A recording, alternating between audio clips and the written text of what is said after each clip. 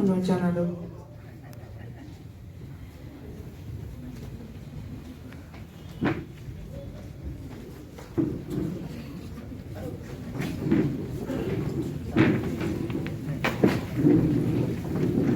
আৰু আজি এটা গুৰুত্বপূৰ্ণ অনুষ্ঠানত বিশ্ববিদ্যালয় আজি ইংৰাজী নতুন বছৰৰ প্ৰথম দিনত মোক উপাচাৰ্য মহোদয়ে মাতি পেলাই ইয়াতে অংশগ্ৰহণ কৰাৰ যি সুযোগ দিলে তাৰ কাৰণে মই আন্তৰিক ধন্যবাদ জ্ঞাপন কৰিছোঁ।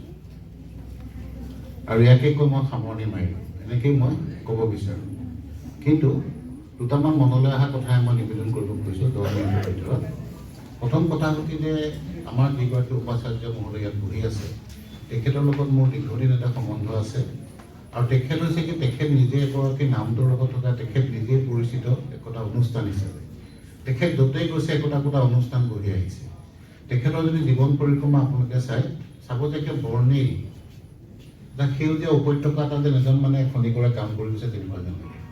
এই দীঘলীয়া পৰিক্ৰমাতে আজি আহি বিশ্ববিদ্যালয়ত আহি উপাচাৰ্য পদত আছে। ইয়াৰ আগতে এখন বিশ্ববিদ্যালয়ৰ উপাচাৰ্য আছিলে। গতিকে মই ভাবিছোঁ যে আমি অসমবাসীয়ে তেখেতক লৈ আমি গৌৰৱ কৰিব পাৰোঁ যে এনেকুৱা এজন উপাচাৰ্য ইয়াত আছে। দ্বিতীয় কথাটো হ'ল কি যে আমাৰ নন্দ সিং ডাঙৰীয়া সকলোৱে জানে তেখেতৰ বক্তৃতা নহয় নহয় সেইবিলাক চব কবিতা। আমি কবিতা শুনি থাকোঁ, বক্তৃতা দি থাকে, কবিতা শুনি থাকোঁ। আজি আমি কেতিয়াবা নিশ্চয় বঞ্চিত নহওঁ। যদিও উপাচাৰ্য মানে কম সময় বুলি কৈছে, তেখেতে কম সময়ৰ ভিতৰতো ধুনীয়া এটা বক্তৃতা দিব, কবিতা আমি শুনিম।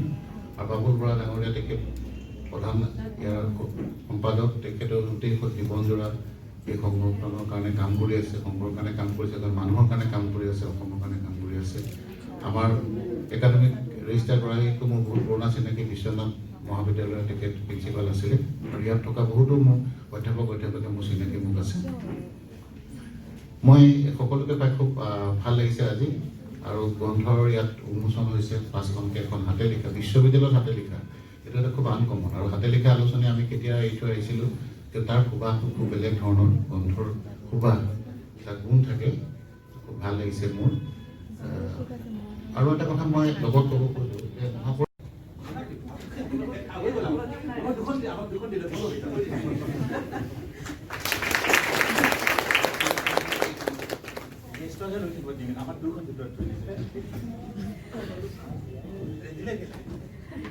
ইতিমধ্যে আমি আমাৰ আদৰণি অনুষ্ঠানৰ সামৰণি পেলাই পিছৰটো কাৰ্যসূচীলৈ আগবাঢ়িছোঁ। আমাৰ মূল কাৰ্যসূচী আছিলে গৱেষণা পত্ৰ তথা তথ্য আলোচনীৰ উন্মোচন। ইয়াতে জনাব বিচাৰোঁ যে আমাৰ আজিৰ দিনটোত গৱেষণা পত্ৰখনৰ লগতে বিভিন্ন বিভাগৰ তথ্য আলোচনী আৰু সমাজতত্ত্ব বিভাগৰ 2খন বাৰ্ষিক আলোচনী উন্মোচন হ'ব। এখন হৈছে ছপা কৰা আৰু এখন হাতে লিখা। তাৰ লগতে অসমীয়া বিভাগৰ এখন তথ্য আলোচনী উন্মোচন হ'ব, যাৰ বাবে সভাত উপবিষ্ট সকলো অতিথিবৰ্গকে আমাৰ গৱেষণা পত্ৰখন উন্মোচনৰ বাবে অনুৰোধ জনালোঁ।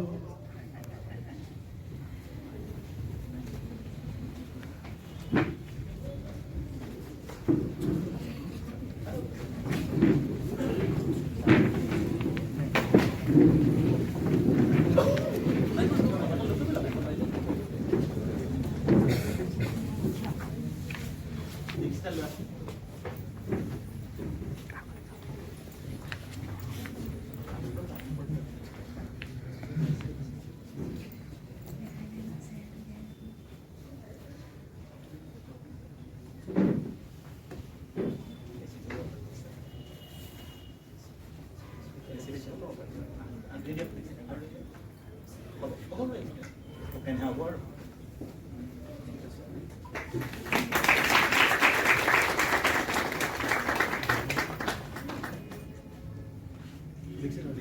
next research and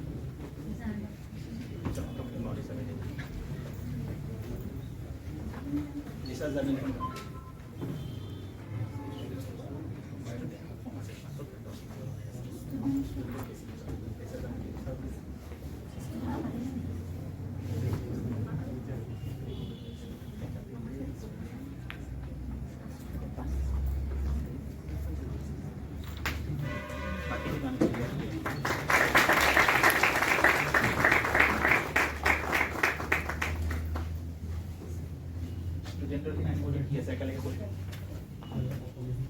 ষ্টুডেণ্টৰ লৈ Student,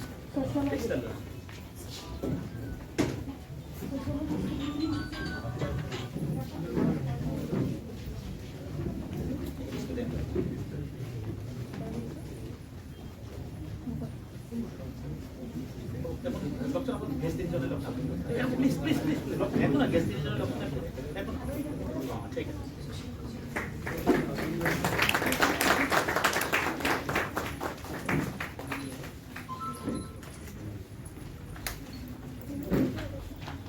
Hello, কোন ডিপার্টমেন্ট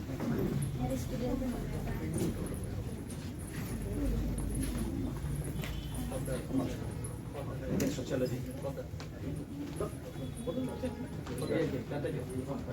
look please look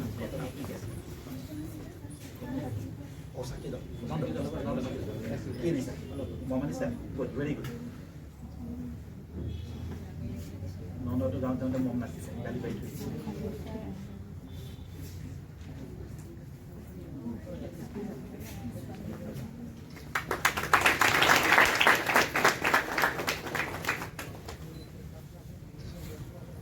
কোনো বেলেগ কোনো বেলেগ এখন মানে ও হাতে লেখা না প্লিজ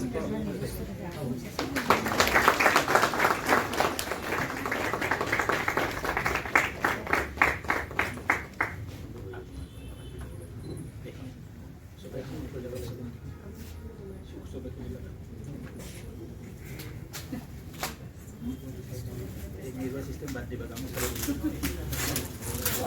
আমার বুড়া মানুষ বহুত দিগদারি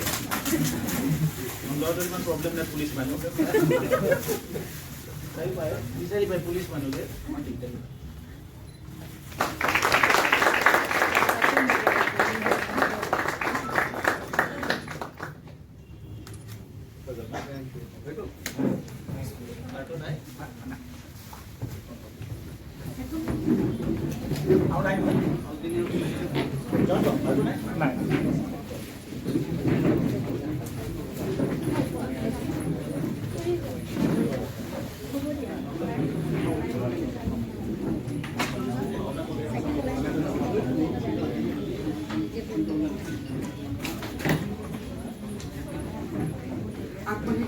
অনুষ্ঠানৰ পিছতো কাৰ্যসূচীলৈ য'ত আছে আমন্ত্ৰিত অতিথিসকলৰ দুআষাৰ যাৰ বাবে প্ৰথমতে মঞ্চলৈ আমন্ত্ৰণ কৰিব বিচাৰিছোঁ নগাঁও মহাবিদ্যালয়ৰ অধ্যক্ষ ডক্টৰ ফৰাদ ভগৱতী ছাৰক তেখেতক মঞ্চলৈ আহি দুআষাৰ কৰিবলৈ অনুৰোধ জনাওঁ ধন্যবাদ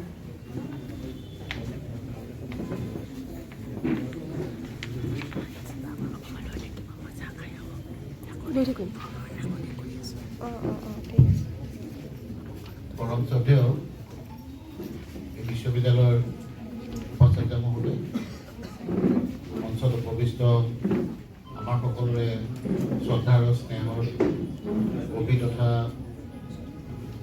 লেখক সংবেদনশীল ইতিমধ্যে উপাচাৰ্য মহোদয় কৈছে আৰু অধিকক মণ্ডল ডাঙৰীয়া শ্ৰীমন্ত শংকৰ সংঘৰ প্ৰধান সম্পাদক বৰা ডাঙৰীয়া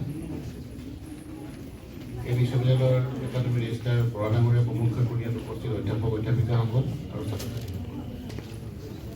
প্ৰথমতে মই সকলোকে নৱবৰ্ষৰ শুভেচ্ছা জ্ঞাপন কৰিছোঁ আৰু আজি এটা গুৰুত্বপূৰ্ণ অনুষ্ঠানত বিশ্ববিদ্যালয় আজি ইংৰাজী নতুন বছৰৰ নতুন প্ৰথম দিনত মোক উপাচাৰ্য মহোদয়ে মাতি পেলাই ইয়াতে অংশগ্ৰহণ কৰাৰ যি সুযোগ দিলে তাৰ কাৰণে মই আন্তৰিক ধন্যবাদ জ্ঞাপন কৰিছোঁ আৰু ইয়াকে কৈ মই সামৰণি মাৰিলোঁ এনেকেই মই ক'ব বিচাৰোঁ কিন্তু দুটামান মনলৈ অহা কথাই মই নিবেদন কৰিব খুজিছোঁ 10 মিনিটৰ ভিতৰত প্ৰথম কথা হ'ল যে আমাৰ যিগৰাকী উপাচাৰ্য মহোদয় ইয়াত বহি আছে তেখেতৰ লগত মোৰ দীৰ্ঘদিন এটা সম্বন্ধ আছে আৰু তেখেত হৈছে কি তেখেত নিজে এগৰাকী নামটোৰ লগত থকা তেখেত নিজেই পৰিচিত একোটা অনুষ্ঠান হিচাপে তেখেত য'তেই গৈছে একোটা অনুষ্ঠান বহি আহিছে তেখেতৰ যদি জীৱন পৰিক্ৰমা আপোনালোকে চাব যে বৰ্ণেই এটা সেউজীয়া উপত্যকা এটা যেন এজন মানে খনিকৰে কাম কৰি গৈছে তেনেকুৱা যেন এই দীঘলীয়া পৰিক্ৰমাতে আজি আহি বিশ্ববিদ্যালয়ত আহি উপাচাৰ্য পদত আছে ইয়াৰ আগতে এখন বিশ্ববিদ্যালয়ৰ উপাচাৰ্য আছিলে গতিকে মই ভাবিছোঁ যে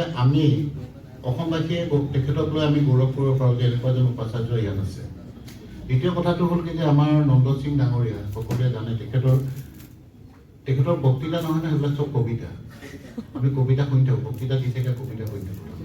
আজি আমি সেইটোপা নিশ্চয় বঞ্চিত নহওঁ। যদিও উপাচাৰ্য মানে কম সময় বুলি কৈছে, তেখেতে কম সময়ৰ ভিতৰতো ধুনীয়া এটা বক্তৃতা দিব, কবিতা আমি শুনিম। আৰু বাবুল বৰা ডাঙৰীয়া তেখেত প্ৰধান ইয়াৰ সম্পাদক, তেখেতৰ গোটেই জীৱনজোৰা এই সংগঠনৰ কাৰণে কাম কৰি আছে, সংঘৰ কাৰণে কাম কৰিছে, মানুহৰ কাৰণে কাম কৰি আছে, অসমৰ কাৰণে কাম কৰি আছে। আমাৰ একাডেমিক ৰেজিষ্টাৰ গৰাকীটো মোৰ বহুত পুৰণা চিনাকি, বিশ্বনাথ মহাবিদ্যালয়ৰ তেখেত প্ৰিন্সিপাল আছিলে, আৰু ইয়াত থকা বহুতো মোৰ অধ্যাপকে মোৰ চিনাকি মোক আছে। মই সকলোকে পাই খুব ভাল লাগিছে আজি। আৰু গ্ৰন্থৰ ইয়াত উন্মোচন হৈছে 5খনকৈ, এখন হাতে লিখা, বিশ্ববিদ্যালয়ত হাতে লিখা, এইটো এটা খুব আনকমন। আৰু হাতে লিখা আলোচনী আমি কেতিয়া এৰি থৈ আহিছিলোঁ, যে তাৰ সুবাসটো খুব বেলেগ ধৰণৰ, গ্ৰন্থৰ সুবাস, এটা গুণ থাকে, খুব ভাল লাগিছে মোৰ। আৰু এটা কথা মই লগত ক'ব খোজোঁ যে